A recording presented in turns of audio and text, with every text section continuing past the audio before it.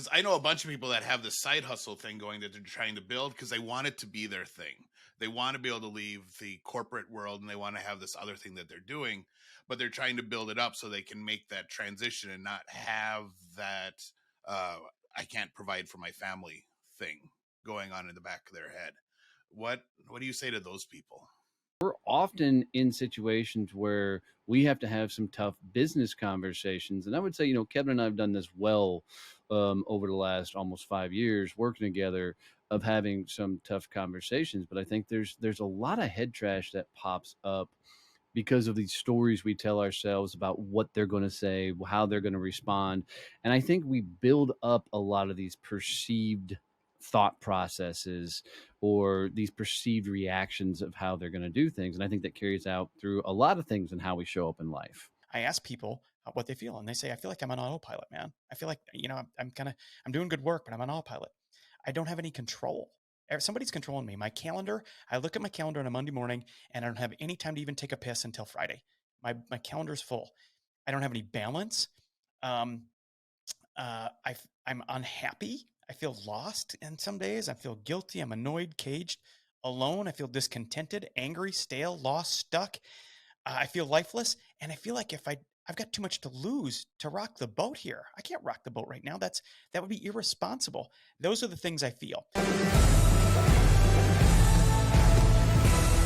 So I remember sitting in my truck, looking at my rearview mirror, going, dude, what the fuck are you doing? You're literally somebody else's freaking retirement plan.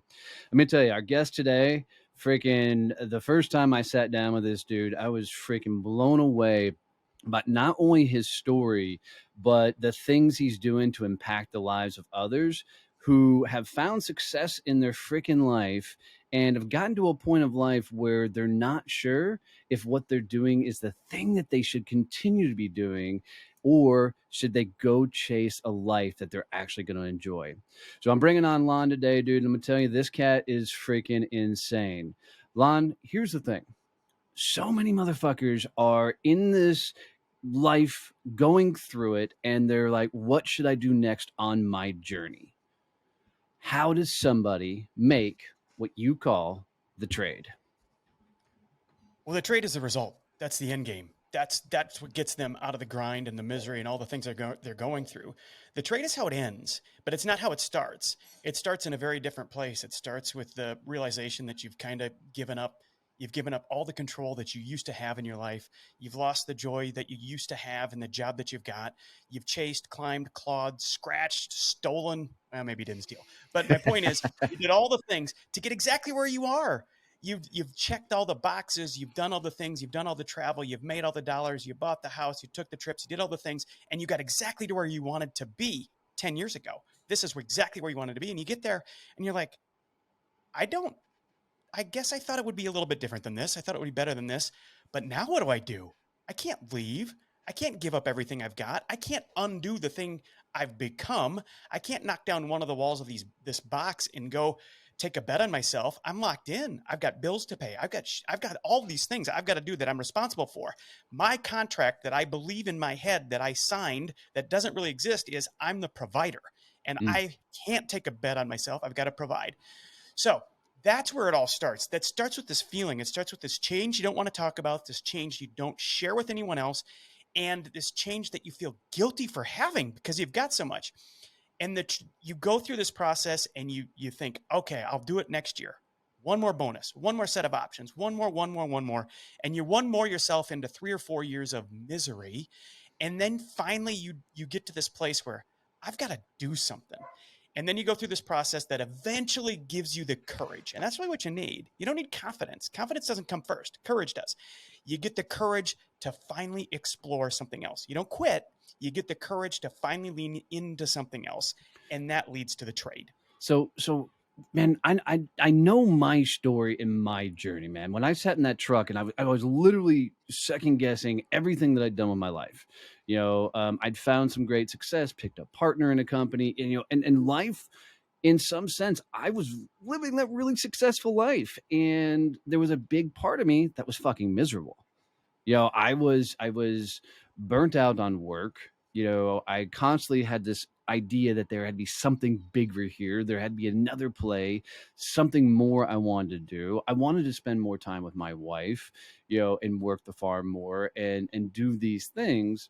But to your point, I was trapped in a financial situation where I'd brought in all the money, was the breadwinner, right? With everything. And to do this, my family, me and my wife, were going to have to take some massive sacrifices.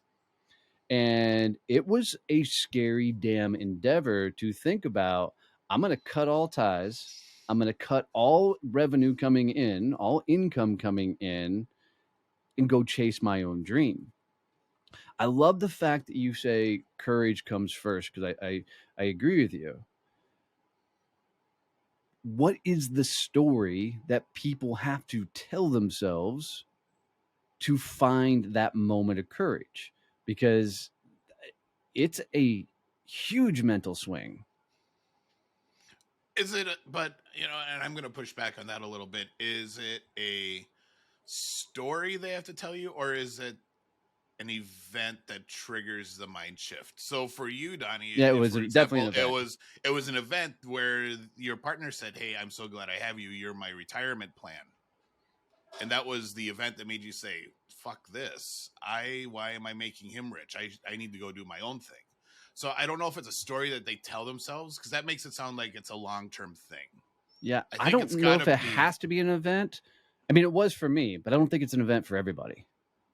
I'll give you my take. And I've hosted about 300 calls in the last year. I've dedicated my life to understanding, what is this feeling? What is this shit feeling that we've all got after we've got so much? And I've decided that it comes down to about 6 Ds that you go through that's going to shock yourself into doing something. One, you can have a death near you. You can have a death Mm, near you that'll shock some perspective into how you're thinking about things. right. Two, you can have a diagnosis of Illness. yourself Yep. or Yep. someone else. There's an illness that shocks you into it. You can teeter on a divorce. You Mm, can come home one day and it's like, hey, we got to talk. This is some shit yep. that will wake your ass up. Um, the next one is a downsizing, and there's a couple different downsizings. There's one where you get laid off, you get canned, or there's one where you realize the number of the heads in your house are downsizing. For your whole life to this point, the number of heads in your house are going up. Your family are growing. All of a sudden, you send someone off to college, and your perspective of the world, this downsizing of your Mm, home, changes it. And that's a really super important one. Another one is drinking. You can drink too much. It can be Tuesday night, 9:30. You put your last child to bed. Your wife goes into the bedroom, and you go sit on a couch and watch some mind-numbing TV. And you have 3 or 4 drinks by yourself on the couch. And eventually, if you do that long enough, that's going to lead to a diagnosis, a death, a disaster. It's going to lead to the rest of the shit. It's the precursor. And the last one, and the hardest one, the absolute hardest one that I try to punch people into, is to fucking decide. mm. You can decide. And here's the thing you go through. Sounds easy. Yeah, just decide. Well, you've got to accept you've got that control. You've got to accept that you've got the ability. You've got to accept the job you've got is in your control. Nobody's making you be there. Yeah, but Nobody's making you be there. And I know what you're going to say, and we're going to go there. We're going to attack it. But because it's hard doesn't mean you don't get to decide it. It means you got to prepare for what you're going to do to change it. And you can decide. There is a process to decide, and then you get your life back. But it's not free. I tell everyone, there's a reason I'm writing a book called The Trade, and there's a reason it's a trade, because it's not fucking free. It's hard. I hear all the words you said. I know the moment that I decided, to your point, that I was going to jump, right, and launch my company, it wasn't till 15 days later, when I actually had walked away from the company, turned in my keys, turned in all my stuff, that I drove home freaking the fuck out, right? Because I made the leap, I'm gone. It was at that moment I finally told my wife what I was doing. The reason being, I wasn't scared she wouldn't tell me to do it. I was scared to death that she was going to say, "You got this." Right? I think people put so much pressure on the beliefs of the people around them without actually having the conversation of what they think about this trade this decision they're trying to make for some sort of fear around it. So it's not only a decision to make the leap, it's having faith in those people around you that they're going to be part of the team, they're going to be all in, and they want to do this journey with you. So you're not only dealing with your own head trash, you're dealing with the whole perceived head trash of everybody else. You agree with that? Oh, totally. 100%. You know, we all tell ourselves this bullshit story in our mind, and it's the reason we stay longer than we should. But one of the things I ask almost like I said, I've had about 300 phone calls with people who just find me on the internet, and I say yes. We just get on a call. We call them a ramble. I think that's how you and I met, Yeah. Donnie. Yeah. Actually, it was just on a ramble on a whim, and you and I clicked immediately because we're wired the same. Yep. And I tell everybody in the podcast, excuse me, on a ramble, at some point I get to this point, I'm like, so tell me what your wife wants for you. And they answer the question like this. She wants me to be happy. She wants me to feel fulfilled. She wants me to do this, but she she doesn't work anymore. She's home with the kids. She likes to do all these things. And you know, she likes nice vacations, and we just got a new car. And so, you know, Dude, I that would feel have like been my response. That would 100% have been my response. everybody, but they answered the wrong question. Yep. They answered the question, what does your wife want from you? So I let them go all the way through that. And I hear the same words from 300 different people. I've heard the same sentences.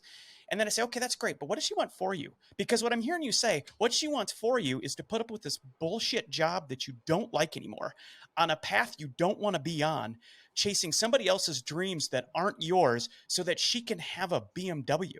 I don't think that's fucking true. You just haven't asked her. You haven't had the awkward conversation.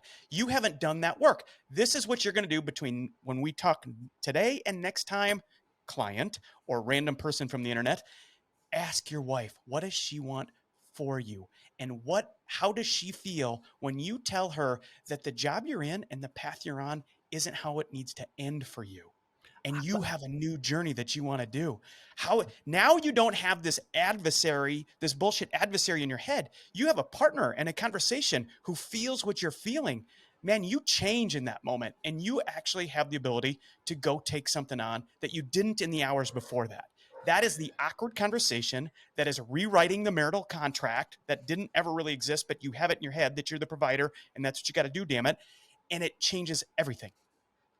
You know, the funny thing is, we as a society, hell, I'll just use my story. I worked harder on my business than I did my marriage, right? I worked harder for other people than I did my own wife, my own family, right? In the whole 9 yards, because I had to provide. So asking somebody to go have that conversation, which I fucking agree with, is a big ask for a lot of people because they've never talked to their spouse that way. You know, they've never walked up to their spouse and said, hey, what do you really want out of life? And that's a fault of a lot of marriages, was mine, you know, along the way. What if they've never done that?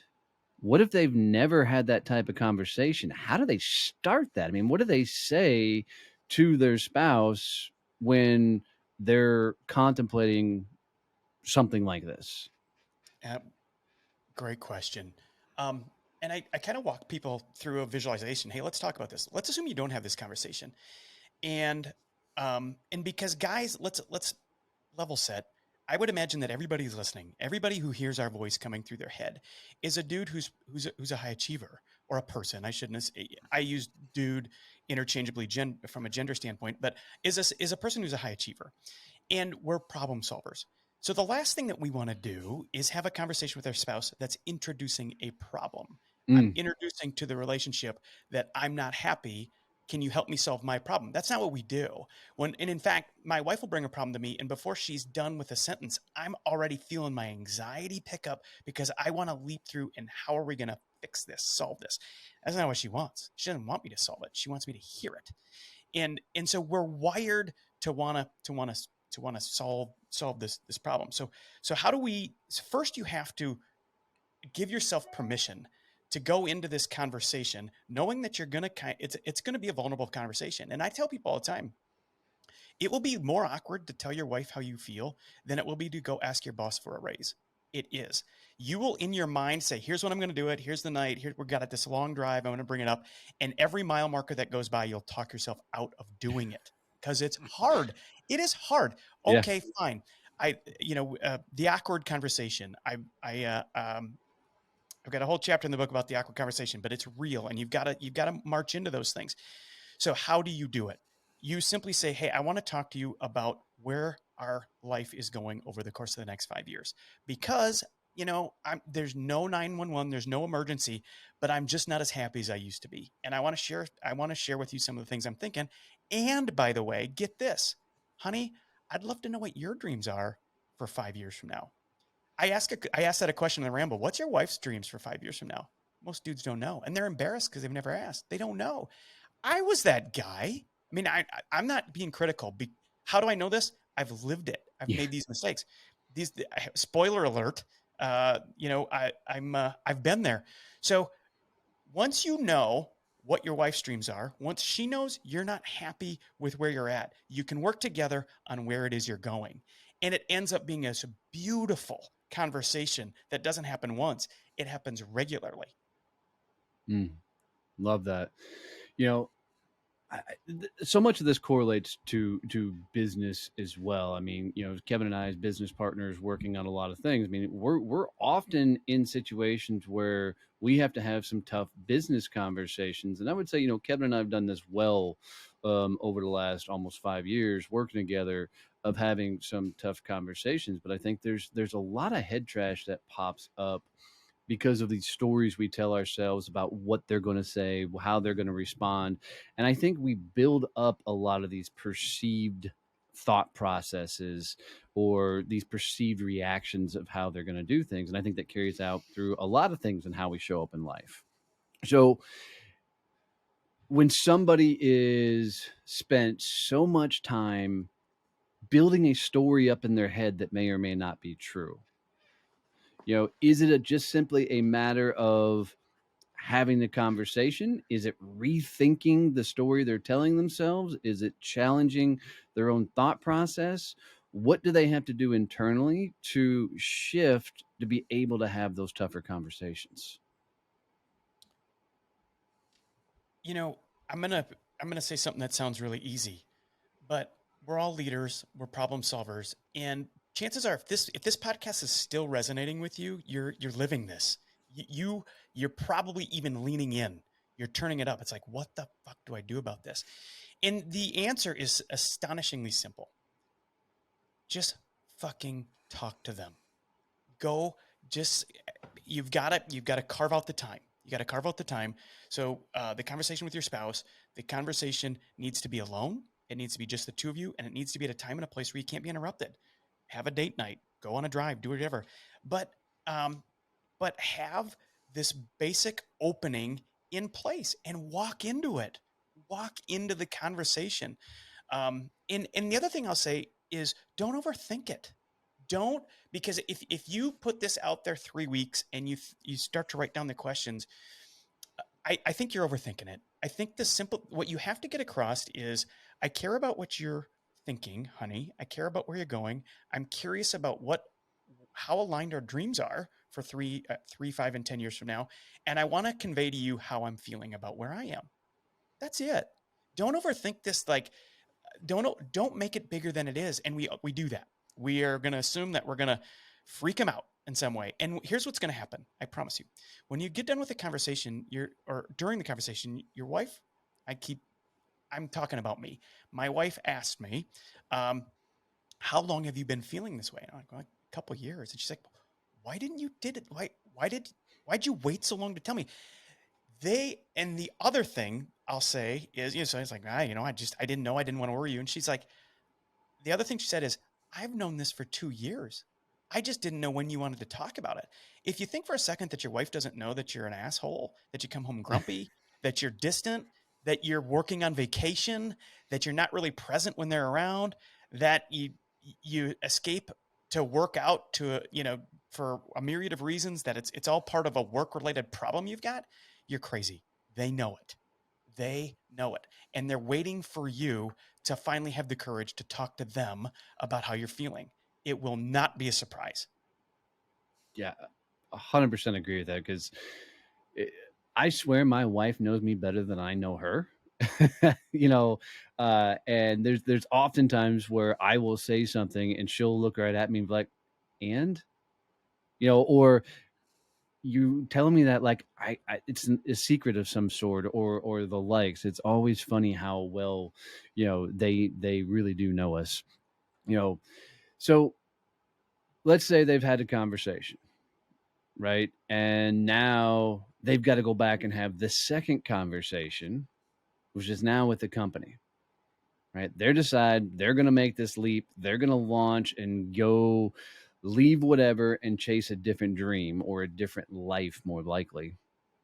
What happens next? I mean, for me, I scheduled a meeting with my business partner at that point and said, hey, tomorrow afternoon, can we talk?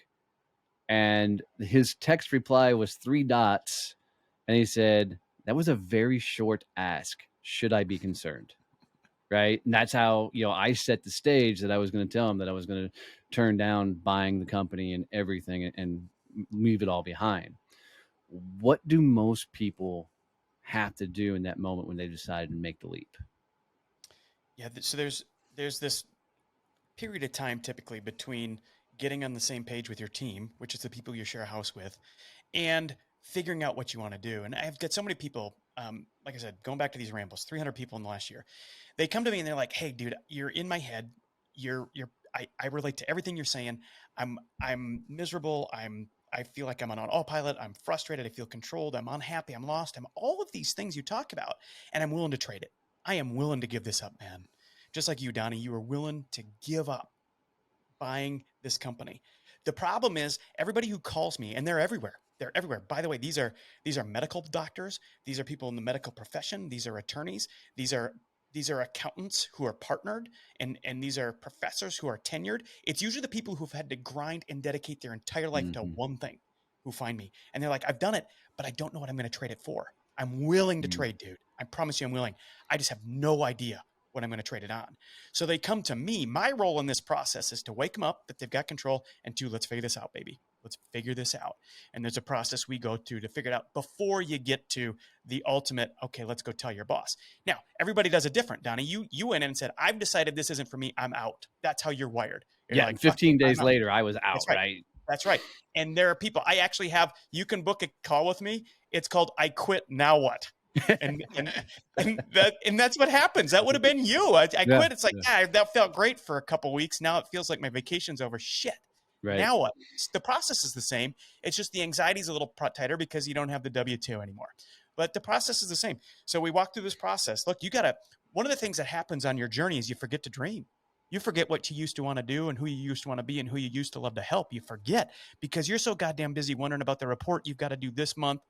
This maybe later today, the meeting you got to run tomorrow, and the expectation of your board of director and your boss next week.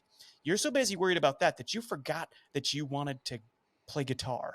You forgot that you really enjoyed working for this charity. You forgot all of these things that you used to want to do and that you used to love to spend time doing because you haven't had time. So what do? You got to start exploring that, man. That's step 1. And you can start that today. I tell people, what's one thing you used to love to do? Go do it. You still love to play guitar? Buy one. It's $90 at a pawn shop. Go buy one and see if you still love it. If you don't, you can sell it back to the pawn shop for $70. Cost you $20, man. But it's exploring. And then you got to learn, you got to invest, you got to spend some money, you got to, do the things like hire a coach, hire somebody who's been through it, spend some money to figure it out. And then you got to test your thesis. And this is a long way of saying if in an ideal world, most people want to have some clarity on what's next before they jump out of the airplane. And I get that. And then you test your thesis. I believe that I want to start my own company that inspires people to live the life that they want to live and make the hard decisions and the hard trades along the way, improve relationships with their home. And maybe, just maybe, over the course of the rest of their lives, I will have made an impact on them. That's my mission. That's what inspires me. And the more I did that and the more I leaned into that, not caring about how I was going to make money at it yet, just does it make me feel really fucking good? That became the courage. That formed the courage that we talked about off the bat to say, all right, I'm ready. It's not going to be easy still. I still am not going to replace my income, but now I've got the courage to lean into this because it feels right and I'm good at it. You know, Oh, come on, Kevin, come on. so Donnie has a very specific personality where he makes big moves and he just decides to do things and goes and does them. Um, but not everyone's like that. So what about the people who decide to make that change but their next move is I'm going to start this thing on the side? How does that fit into this journey? Or 'Cause even the methodical thinker, right? The one that wants everything to be perfect before they do that leap. Yeah, because I know a bunch of people that have the side hustle thing going that they're trying to build because they want it to be their thing. They want to be able to leave the corporate world and they want to have this other thing that they're doing, but they're trying to build it up so they can make that transition and not have that uh, I can't provide for my family thing going on in the back of their head. What do you say to those people? Look, everybody's wired a little bit differently. And I know when within the first 5 minutes of a conversation what kind of personality I'm dealing with. And stereotypically speaking, if you're talking to a public company, a partner in a public company, a public accounting firm, excuse me, the type of person you're talking to, and you know that they're going to want to have a lot of the answers before they go and jump. Great. There's nothing wrong with that. And then you talk to other people who have built a lifetime of success on the back of being a phenomenal relationship person who's great at sales. And they tend to be more of the, I'll figure this out. I don't need you to help me figure it out. I'll figure this out. And they'll be a little bit more impulsive with how they move. But the process is the same. The process that I just talked about, explore what you want to do, learn and invest. You got to spend some time and money and then test the shit out of it before you deploy. If you can do that, the process is the same. But I want to say Would one you more agree thing. that the timeline just may be different? The timeline is different for everyone. But here's the really fascinating thing.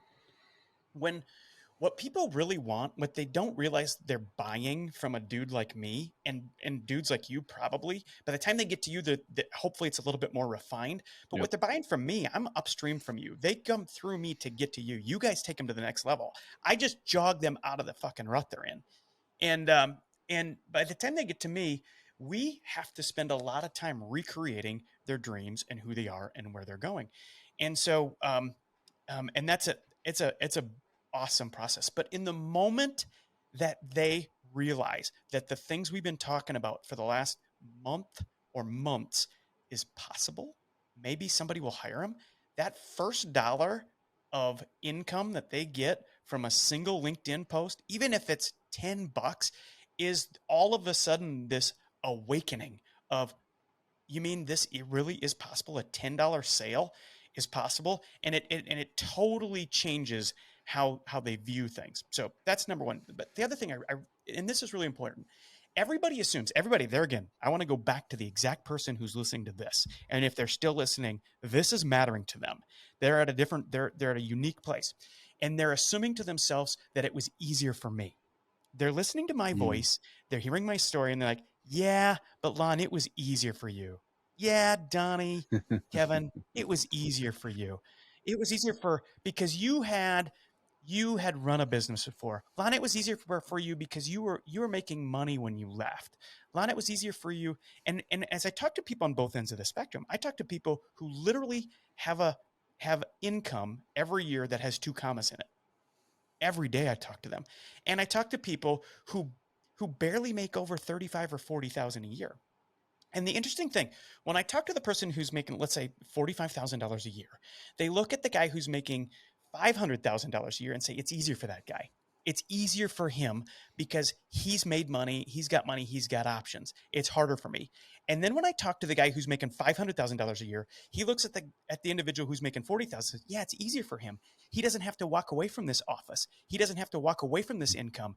His drop to zero is easier than mine. I've got to go to zero from 500. He goes to zero from 40.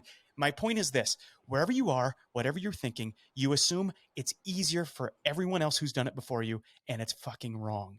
It's going to be hard for them, and it's going to be hard for you.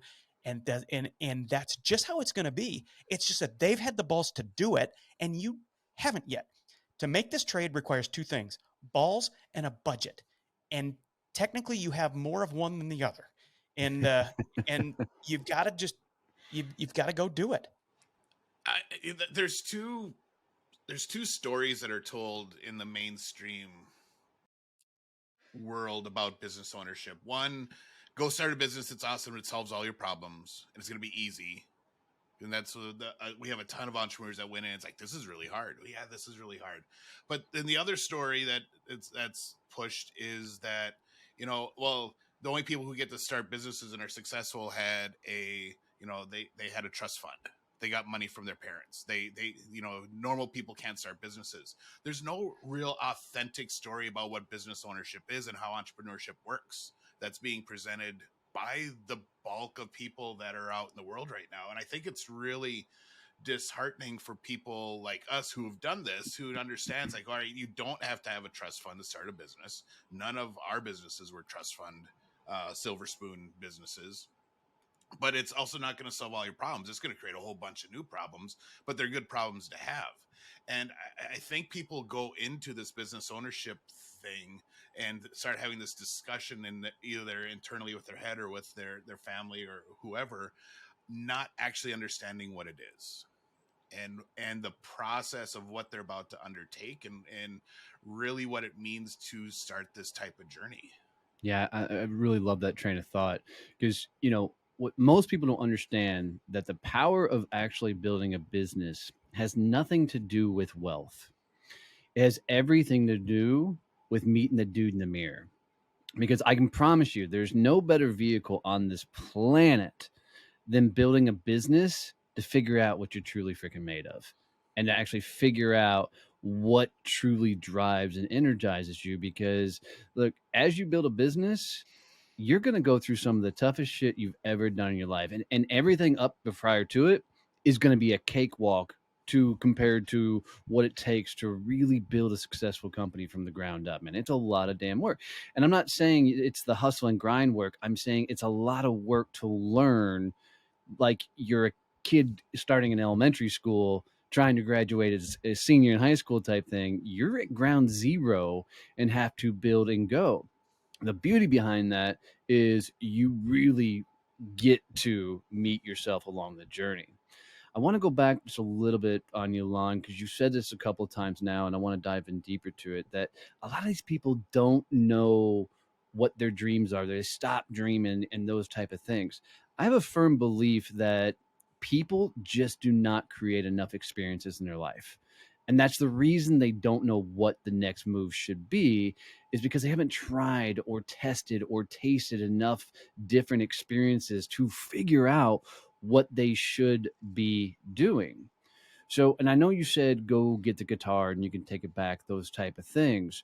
But how do people outside of that create these experiences to help them figure out maybe what a company could be, or what that next adventure could be? I mean, it may not even be starting a business. It may be, they always wanted to, I don't know, be a ranch hand or some shit, something crazy.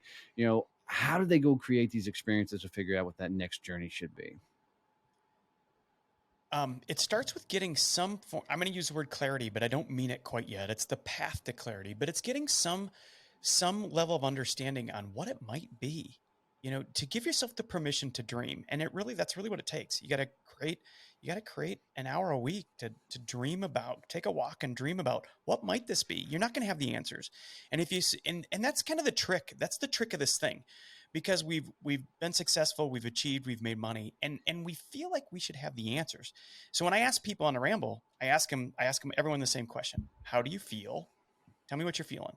And the words they tell me, and I write them all down. And this is how I come up with content. I ask people what they feel, and they say, I feel like I'm on autopilot, man. I feel like I'm doing good work, but I'm on autopilot. I don't have any control. Somebody's controlling me. My calendar, I look at my calendar on a Monday morning, and I don't have any time to even take a piss until Friday. My calendar's full. I don't have any balance. Um, I'm unhappy. I feel lost. And some days I feel guilty. I'm annoyed, caged, alone. I feel discontented, angry, stale, lost, stuck. I feel lifeless. And I feel like if I've got too much to lose to rock the boat here. I can't rock the boat right now. That would be irresponsible. Those are the things I feel. So then I follow that up with, okay, great. I understand that. Those are all my words too. But what do you want? What's the dream, man? And I hear everything back. One time I had a public company executive, super successful guy. And I said, all right, got that. What's the dream? And you know what his response was? What do you mean? He asked me, what do I mean? Can I break down the question, what's your dream? And I'm like, okay, shit. This is severe. And it all goes, he didn't even know that his dream could be anything other than what it was supposed to be for the last 10 or 15 years that promoted this image. Keep in mind, the image is manufactured for other people, the thing that you want them to see. He manufactured that, and that's all he knew. He was a slave to this image of himself that he had created in the eyes of others. And I actually resonate with that. And here's why. I didn't know I could even start a company or be whatever you want to call an entrepreneur until I was 40 years old. Growing up in a blue collar family, you worked, you got a job, you worked for other people, and that's what life. There was no entrepreneurs. There was no people building businesses around me. I didn't know it was a thing. I never thought about all the companies I worked for that originally some dude somewhere started that damn thing, right? And so it wasn't a thought process. And man, I just resonate with that statement of what do you mean the dream is, because I struggled so bad with what do I want to be? Who do I want to be when I grow up? I'm 46 now and I still feel like I'm a kid, right? Nobody tells you that the older you get, you still feel like a kid. You just have the body of an old person, but freaking, I think a lot of people though are in that spot because they haven't allowed themselves to experience. They haven't allowed themselves to dream and explore, and out there. They don't even have a clue to start. It's like asking a high school kid, what are you going to be when you grow up? They don't know. They haven't experienced anything. They're fucking clueless at that point of what that next adventure holds. So only thing that they can do is go test, try, start something, think, go experience that thing. There was a phrase you said in there I want to talk about. You were talking about the executives saying they don't have work-life balance. I'm a firm believer that the only people that think they need a work-life balance are people who work for other people. And it's because they're always making this trade of I've got to work for the company and do all this stuff, but I'm not spending time with my family. One of the beauties of being a business owner is the ability to create work-life integration. Right. I'm betting on now that you're out doing this on your own, that your relationship with your wife and your family is 100 times better than it ever was when you worked for other people, because now they're more involved in the things you're doing now, and you're spending more time with them, and you're taking vacations and things with them now, things you couldn't do as you were working in the executive world. True? Oh, absolutely. We had to reschedule this podcast, Donnie, because That's why I brought it up. I decided, screw this, man. I'm taking the family to Florida and we're gonna go lay on a beach for a week. And that's what we did. I didn't have to apologize to anybody. I apologized to you, and of course you said, dude, we'll rebook. Don't worry about it. And Yeah, I'm a family first guy all the time, man. Family first. It's the beauty of building this. Absolutely. So let's and I totally agree with your sentiment. One of the things I tell people, so the premise of the trade, the thing that I really preach on is, the trade, of course, is to ultimately trade the life that you're no longer happy with for the life you want. But it's way more than that. There's more mechanics and there's mindset shifts in there. And one of them is, maybe you should take, what if you, and I'm talking to whoever is listening, and I want you to visualize this, to the person listening. Somewhere you have on your hard drive of your computer a spreadsheet that you created that is your retirement spreadsheet. And on that spreadsheet are a bunch of numbers that are some version of, here's my net worth today, here's how much I make, here's how much I invest every year, here's how much I need to retire, and here's what I expect to get as a return on my net worth as a W-2 employee with 401k and all those things.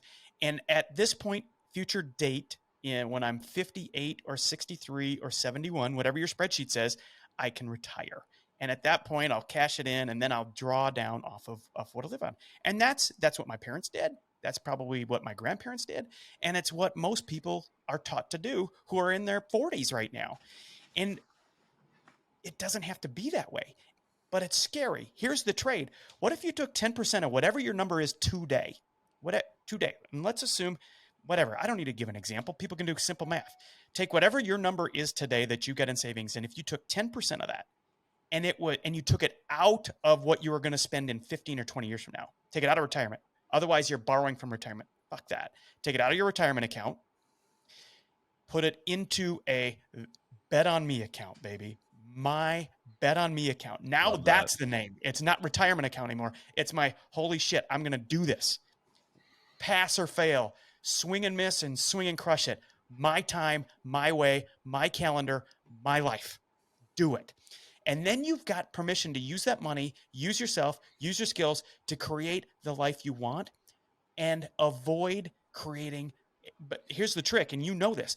Don't and avoid creating a crappy job for yourself. I've heard you say it, Donnie, and it's easy to do. So you've got to, one of the things we coach to is that's great, but you can, if you're a public company accounting guy who does M&A, you can go be a consultant for companies who need an accountant to help them do M&A. Okay, that's fine. And you probably have a little bit more control over your calendar, but is that really just a shitty job for you? Yep. Or do you really want to go do something else? Do you really want to go get your pilot's license and be a charter pilot? Because it just sounds like that's something that's been a part of your dream for your whole life. And you can do that in a year. And you can do that with probably 10% of your net worth.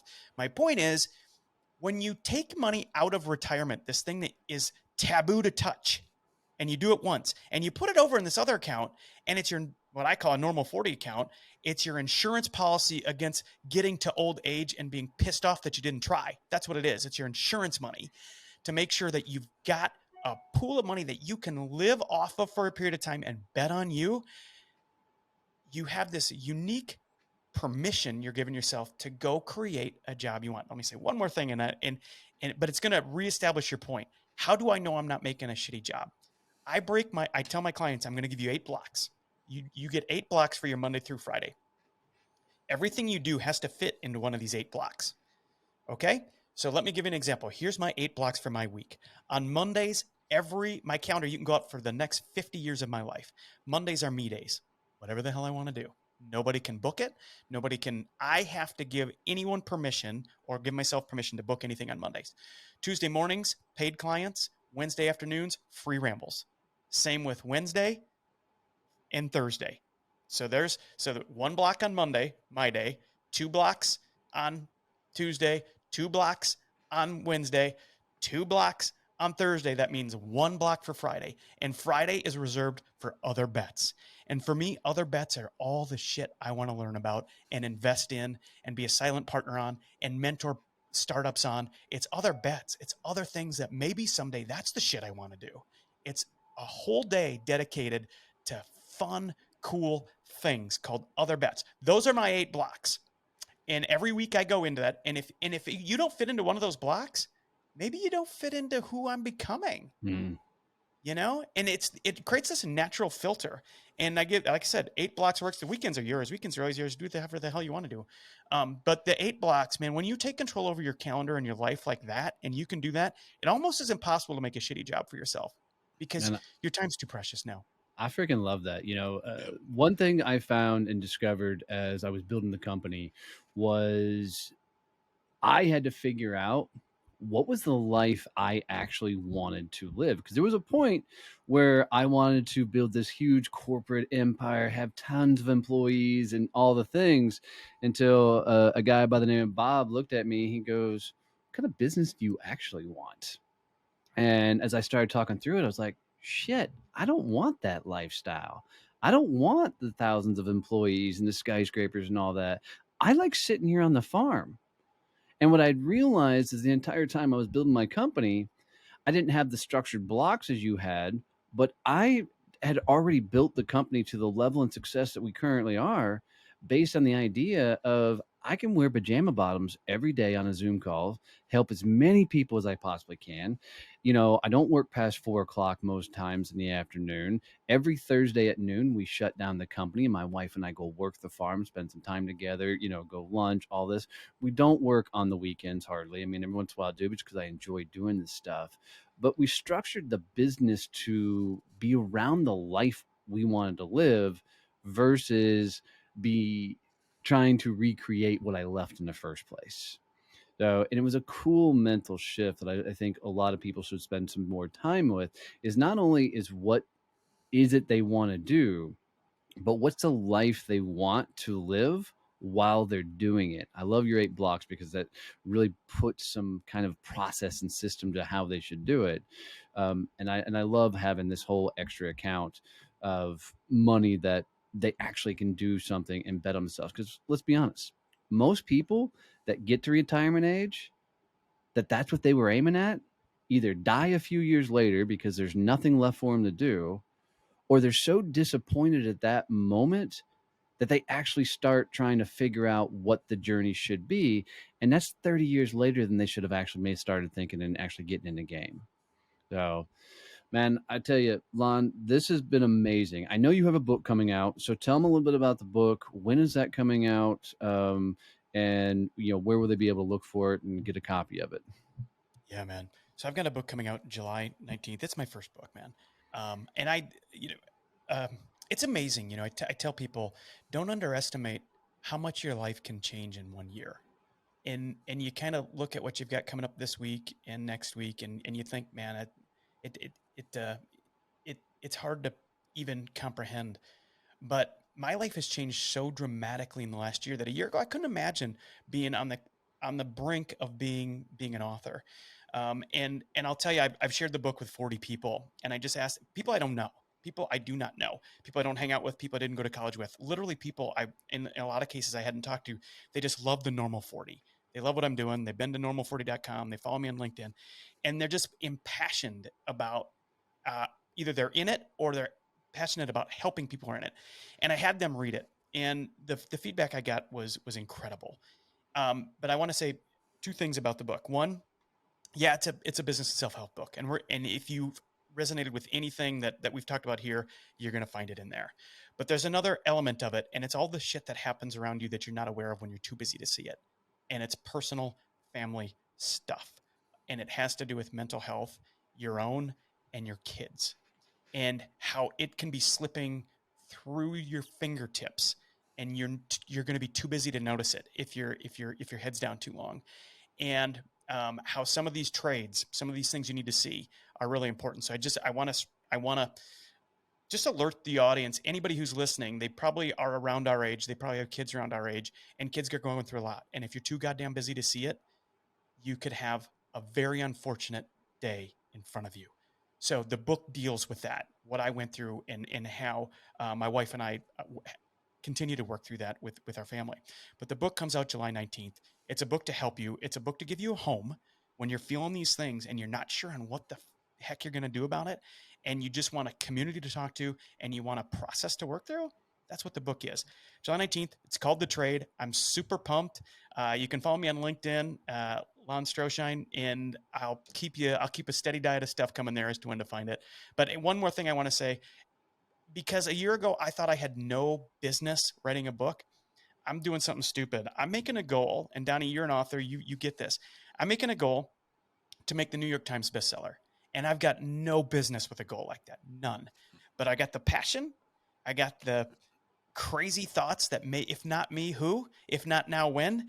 And if not on a first book, why on a third? Just go for it. So July 19th, game on. I'm going for the New York Times.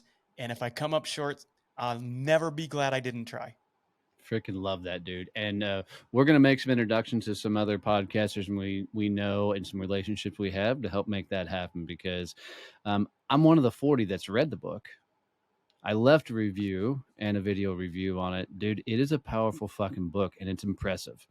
And I think anybody who's thinking about potentially making the trade in their life, you'd be dumb not to go get this book and read it, because it really takes you through the steps, takes you through Lon's story, which is pretty powerful. And he shares straight from his own life experiences, man. It's fucking rad. So we'll help pump this out there, bud, for you from our audiences, and we'll get some friends to come push this as well. Dude, I can't thank you enough for hanging out with us, man. I always love sitting down and talking with you. It's always cool to see kind of us country boys come up and have done some big things in life and are going to continue to do some big things in life.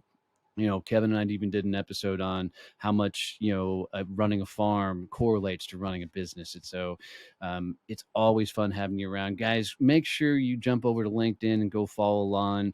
If you are not part of this normal 40 community, you need to get in there. The content he puts out and the stories he tells, they're truly pretty powerful, man. And every time that I've done something with Lon, the people inside of Normal 40, I can't tell you, they reach out to me. They're sending me DMs telling me my story resonated with them. The dude's going to be doing some amazing things and impacting thousands of lives across the world. Go follow him. Go reach out. Spend some time with him. Take him up on one of those rambles, and you'll be blown away by how much his story, his journey, and the knowledge he has will impact you, change your life. Lon, thanks for doing this, brother.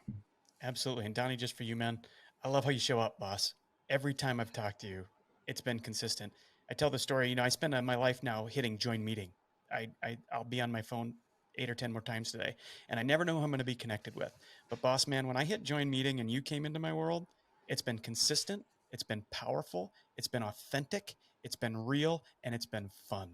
So thanks. Thanks, dude. For coming in, man. Absolutely. Guys, I appreciate you. Love you, mean it. See you, bye.